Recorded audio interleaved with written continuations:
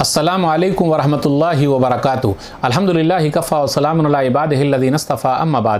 محترم ناظرین کرام، آسان درس قرآن کے اندر 24ویں پارے کا 6واں رکوع ہے، جس کے اندر سورہ مومن سورہ نمبر 40 کی شروع کی 9 آیتیں ہیں۔ اعوذ باللہ من الشیطان الرجیم، بسم اللہ الرحمن الرحیم۔ حامیم، حامیم یہ حروف مقطعات میں سے ہے، وہ حروف جن کو الگ الگ کر کے پڑھا جاتا ہے۔ اس کا صحیح معنی اور مفہوم اللہ ہی کو معلوم ہے۔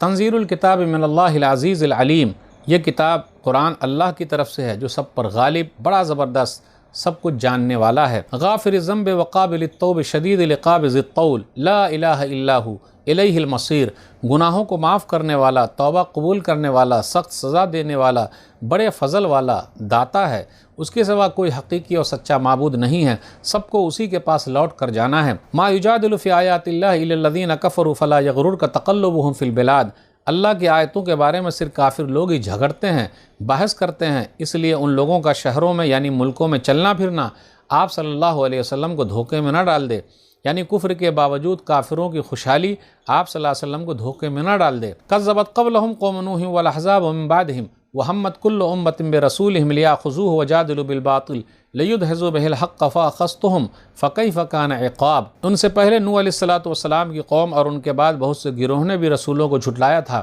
اور ان میں سے ہر قوم نے اپنے رسول کو پکڑنا چاہا اور ناحق جھگڑا کیا تاکہ اس جھگڑے کے ذریعے حق کو مٹا دے، تو میں نے ان لوگوں کو پکڑ لیا، پھر میری سزا کتنی سخت تھی۔ وَكَذَلِكَ حَقَّتْ كَلِمَةُ رَبِّكَ عَلَى الَّذِينَ كَفَرُوا أَنَّهُمْ أَصْحَابُ النَّارِ، اور کافروں، انکار کرنے والوں کے بارے میں آپ صلی اللہ علیہ وسلم کے رب کی یہ بات پکی ہو چکی ہے کہ بے شک وہ جہنمی لوگ ہیں۔ الَّذِينَ يَحْمِلُونَ الْعَرْشَ وَمَنْ حَوْلَهُ يُسَبِّحُونَ بِحَمْدِ رَبِّهِمْ وَيُؤْمِنُونَ بِهِ وَيَسْتَغْفِرُونَ لِلَّذِينَ آمَنُوا رَبَّنَا وَسِعْتَ كُلَّ شَيْءٍ رَحْمَةً وَعِلْمًا فاغْفِرْ لِلَّذِينَ تَابُوا وَاتَّبَعُوا سَبِيلَكَ وَقِهِمْ عَذَابَ الْجَحِيمِ، جو فرشتے عرش اٹھائے ہوئے ہیں اور جو فرشتے اس کے ارد گرد موجود ہیں، یہ سب اپنے رب کی پاکی بیان کرنے میں لگے ہوئے ہیں اور اس پر ایمان رکھتے ہیں، اور ایمان والوں کے لیے بخشش، گناہوں کی معافی مانگتے ہیں، اور کہتے ہیں اے ہمارے رب، تو نے اپنی رحمت اور علم سے ہر چیز کو گھیر رکھا ہے، تو ان لوگوں کو معاف کر دے جنہوں نے توبہ کی اور تیرے راستے کی پیروی کی، اور تو انہیں جہنم کی آگ سے بچا لے۔ ربنا وادخلهم جنات عدن التي وعدتهم ومن صلح من آبائهم وازواجهم وذرياتهم انك انت العزیز الحکیم، فرشتے کہتے ہیں اے ہمارے رب، اور تو ایمان والوں کو ہمیشہ رہنے والی جنتوں میں داخل کر دے جن کا تو نے ان سے وعدہ کیا ہے، اور اسی طرح جنت والوں کے ماں باپ اور بیوی بچوں میں سے جو بھی نیک ہوں ان کو بھی جنت میں داخل کر دے، بے شک تو ہی سب پر غالب، بڑا زبردست، بڑی حکمت والا ہے۔ وقهم السیئات ومن تق السیئات یومئذ فقد رحمتہ وذلک هو الفوز العظیم، اور فرشتے کہتے ہیں اے ہمارے رب، تو نیک لوگوں کو گناہوں کی سزا سے بچا لے، اور جس کو تو قیامت کے دن گناہوں کی سزا سے بچا لے گا اس پر تو نے بڑا رحم کیا ہے، اور یہی بہت بڑی کامیابی ہے۔ سورہ مومن سورہ نمبر 40، ترتیب کے اعتبار سے یہ 60 ہے۔ مومن ایمان والا، اس کا ذکر آیت نمبر 28 میں ہے۔ اس کا دوسرا نام غافر ہے، بہت معاف کرنے والا، آیت نمبر 3 میں ہے۔ سورہ مومن سورہ نمبر 40 مکی سورہ ہے، مکہ کے آس پاس اترنے والی سورت مکی ہے۔ اس کے اندر 85 آیتیں ہیں اور 9 رکوع ہیں۔ ایک اہم نقطہ، سورہ مومن سورہ نمبر 40 سے سورہ احقاف سورہ نمبر 46 تک لگاتار 7 سورتوں کے شروع میں حامیم کا لفظ آیا ہے۔ سورہ مومن کا خلاصہ، سورہ مومن کے شروع میں قرآن کے بارے میں ہے، اس کے بعد قرآن کے اتارنے والے اللہ کے بارے میں ہے کہ وہ سب کچھ جاننے والا ہے، گناہوں کو معاف کرنے والا ہے، سخت سزا دینے والا ہے۔ اس کے بعد جھٹلانے والی قوموں کا ذکر ہے، اس کے بعد فرشتوں کا ذکر ہے کہ وہ اللہ کی تسبیح بیان کر رہے ہیں اور ایمان والوں کے لیے دعائیں کر رہے ہیں۔ اس کے بعد قیامت کا ذکر، اللہ کہے گا آج کے دن کس کی بادشاہت ہے، بس اکیلے ایک اللہ کی۔ اس کے بعد موسیٰ علیہ السلام فرعون کا ذکر ہے، اور فرعون کے دربار میں ایک ایمان والے کا واقعہ جو ایمان چھپائے ہوئے تھا، اور موسیٰ علیہ السلام کی تائید میں اس نے تقریر کی تھی، اسی وجہ سے اس سورہ کا نام سورہ مومن ہے۔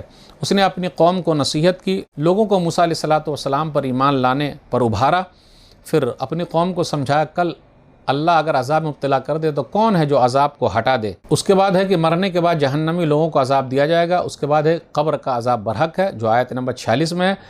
کل قیامت کے دن لوگوں کو پتہ چل جائے گا آسمان و زمین کی پیدائش یہ بڑا کام ہے یا انسان کا پیدا کرنا زیادہ بڑا کام ہے، لیکن اکثر لوگ نہیں جانتے۔ قیامت کا ذکر ہے، اکثر لوگ ایمان والے نہیں ہیں۔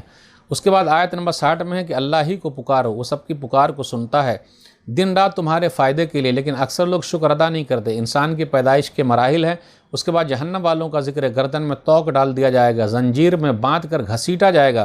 اس کے بعد رسولوں کے بارے میں کچھ قصے ہم نے بتایا اور سارے نبیوں قصے نہیں بتائے ہیں، کچھ نبیوں کے واقعات بتائے ہیں۔ اس کے بعد اللہ کی نعمتوں میں سے جانوروں کا ذکر، لوگ سواری کرتے ہیں، کچھ کو کھاتے ہیں، اور اخیر میں ہے کہ جھٹلانے والوں کا انجام بہت برا ہے۔ آیت نمبر 3 پر غور کیجئے، غافر الذنب، گناہوں کو بخشنے والا، وقابل التوب، توبہ قبول کرنے والا، شدید العقاب ذی الطول، سخت سزا دینے والا، پھر اسی طریقے سے انعام دینے والا، نوازنے والا ہے۔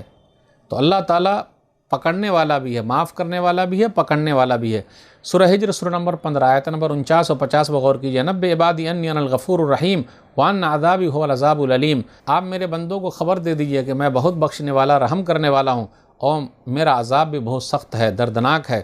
نبی صلی اللہ علیہ وسلم کو تسلی دی جا رہی ہے آیت نمبر 4 میں، فلا یغررک تقلبهم فی البلاد، کافروں کا شہروں میں گھومنا، ادھر سے ادھر جانا، مال کمانا آپ کو دھوکے میں نہ ڈال دے۔ پوری دنیا مٹھی میں ہو گئی ہے، کافروں کے قبضے میں ہے، مال کما رہے ہیں، دولت کما رہے ہیں، تو آپ دھوکے میں نہ پڑے۔ یہ دنیاوی زندگی کا سامان ہے، خزانہ ختم ہو جائے گا۔ قارون کا خزانہ ختم ہو گیا تو اس کا کاہے نہیں ختم ہوگا۔ انہیں جو مہلت ملی ہوئی ہے یہ مہمل نہیں چھوڑے جائیں گے، بیکار نہیں چھوڑے جائیں گے، اللہ ان کو پکڑنے والا ہے۔ اس کے بعد آیت نمبر 5 میں ہے کہ ہر امت نے اپنے رسولوں کو گرفتار کرنے کی کوشش کی، وَحَمَّتْ كُلُّ أُمَّةٍ بِرَسُولِهِمْ، تاکہ انہیں قتل کر دے یا قید کر دے یا سزا دے، پکڑنے کی کوشش کی ہے۔ نبی صلی اللہ علیہ وسلم کے ساتھ بھی ایسا ہی ہوا۔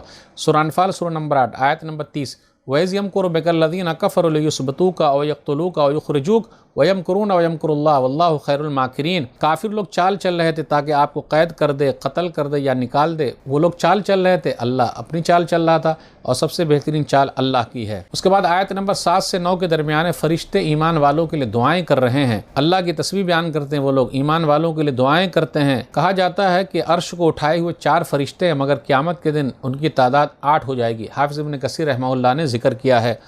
پھر اسی طریقے سے یہ بھی دعا کرتے ہیں کہ بیوی اور بال بچے، اولاد میں سے جو بھی نیک عمل کرنے والے ہیں، اللہ تو سب کو ملا دے، وَمَنْ صَلَحَ مِنْ آبَائِهِمْ وَأَزْوَاجِهِمْ وَذُرِّيَّاتِهِمْ۔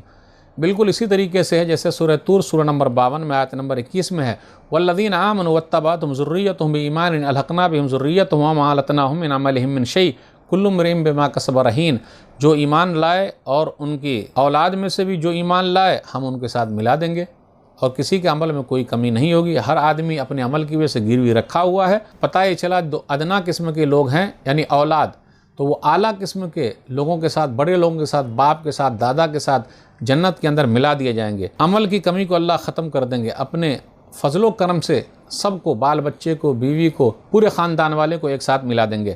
ذالک الفوز العظیم، یہ بہت بڑی کامیابی ہے۔ تو ایمان والوں کو خوشخبری دی گئی ہے، فرشتے غائبانہ طور پر ایمان والوں کے لیے دعا کر رہے ہیں۔ ایمان والوں کے خاندان کے لوگ جنت میں ایک ساتھ اکٹھا کر دیے جائیں گے، تو پورے خاندان کے ساتھ وہ لوگ رہیں گے۔ تو ناظرین کرام، آج کے درس میں بس اتنا ہی۔ اللہ سے دعا ہے کہ اللہ تعالی ہم لوگ قرآن کریم کو پڑھنے، پڑھانے، سمجھنے، سمجھانے، عمل کرنے اور لوگوں تک پہنچانے کی توفیق دے، آمین۔ والسلام علیکم ورحمۃ اللہ وبرکاتہ۔